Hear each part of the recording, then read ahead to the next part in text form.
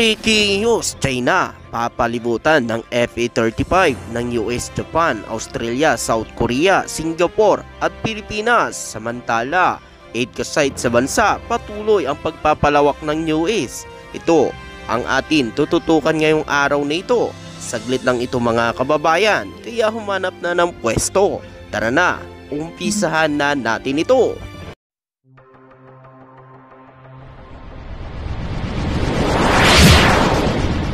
Trupang Ilonggo, Please subscribe and like. and share. Ang US Navy at Japan, South Korea, Australia, Singapore ay pawang may FA-35 fighter jet na sa kanilang bansa. Isang senaryo na nagpapakilala sa pasalidad na ang US allied na koalisyon sa 5th Gen aircraft ay maaaring ang potensyal na palibutan ng China sa loob ng ilang taon.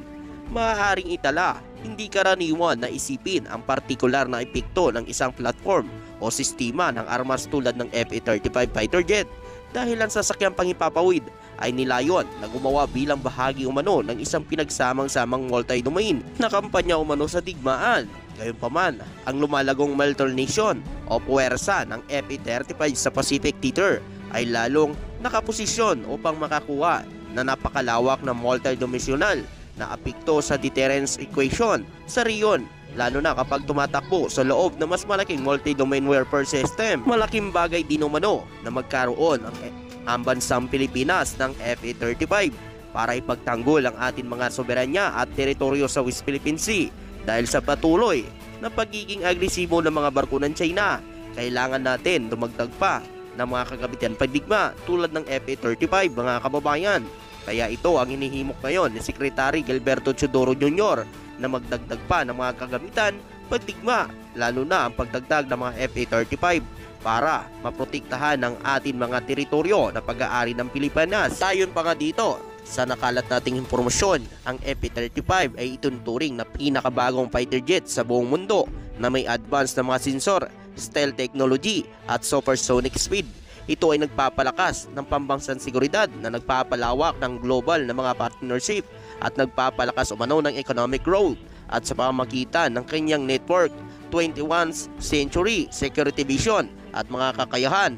Ang FA-35 program ay global sustainable at nagbibigay ng mataas na kalidad ng mga trabaho para sa mga Amerikano at maggagawa ng mga partner nito. At ayon pa nga dito, ang FA-35 ay nilaan upang magpatupad ng parehong air superiority at strike mission.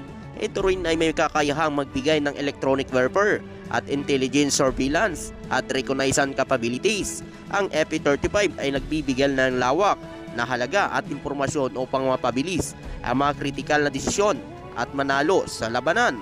Ang FA-35 ay may mga advanced na sensor, komunikasyon ng mga suweti na pagpapalakas sa mga kakayahan ng mga network, airborne, maritime, space, surface and ground-based platform. At ito din umano ang pinaka-lethal survival at connected na fighter jet aircraft sa mundo na nagbibigay sa mga piloto na kalamangan laban sa anumang kalaban at nagbibigay daan sa kanila upang isagawa ang kanilang misyon.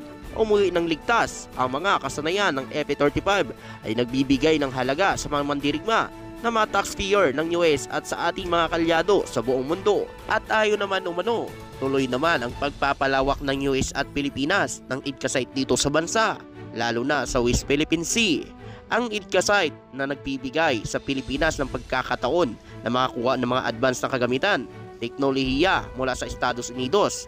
Ito ay maaari magresulta sa pagpapalakas ng kakayahan ng Pilipinas sa pagtatanggol sa sarili at pag-aral sa mga hamon sa seguridad. Ang IDCA-site din umano ay nagbibigay ng pagkakataon sa mga sundalo ng Pilipinas at Estados Unidos na magkaroon ng mas malalim na ugnayan at pagsasanay nito. Ito ay nagpapalakas na interoperabilidad ng dalawang puwersa at nagpapahusay sa kanilang kakayahan sa pagtugon sa mga krisis at pagpapanatili ng kapayapaan. Bilang bahagi ng IDCA-site, ang Pilipinas at Estados Unidos ay nagkakaroon ng malalim na kooperasyon sa larangan ng maritime security at ito ay naglalayon umano na mapangalagaan ang kaligtasan at seguridad sa karagatan ng Pilipinas, lalo na sa West Philippine Sea. At ayon pa nga umano, ang pagkakaroon umano ng mas lalalim na ugnayan sa pagitan ng Pilipinas at Estados Unidos sa larangan ng seguridad at depensa maaaring magdulot ng positibong epekto sa ekonomiya ng Pilipinas. Ito ay maaaring magbukas ng mga oportunidad para sa mga negosyo at mamumuhunan at magdulot ng pag-unlad at paglago sa ekonomiya. Mahalaga rin ang isaalang-alang na ang benepisyo at epekto ng EDCA ay may maaring magbago sa paglipas ng mga panahon. Depende sa mga pangyayari at patakaran ng dalawang bansa. Ang kasunduan ay dapat ay patuloy na sinusuri at sinusunod upang matiyak ang positibong relasyon at kooperasyon sa pagitan ng Pilipinas at Estados Unidos, mga kababayan.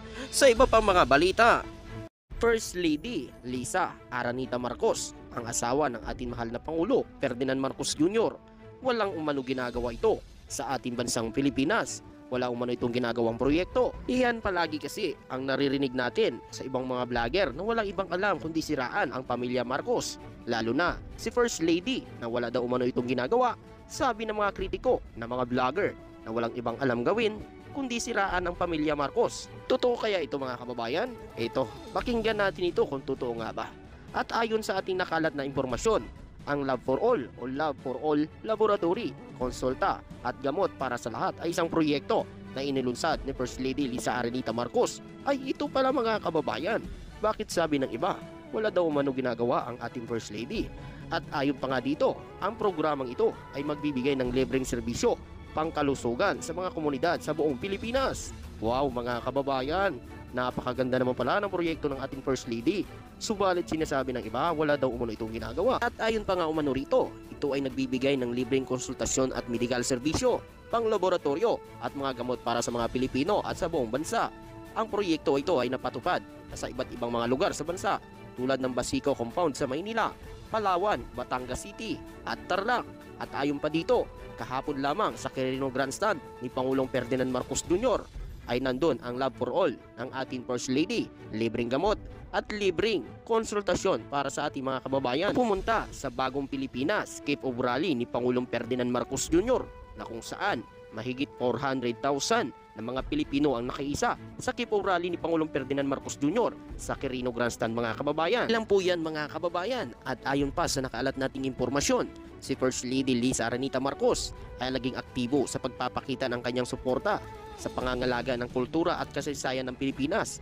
Isa sa kanyang mga proyekto umano ay ang pagbubukas ng Malacanang Heritage Stores Golden Birds Series noong Mayo 2023. Kasama umano ng kanyang asawa na si Pangulong Ferdinand Marcos Jr.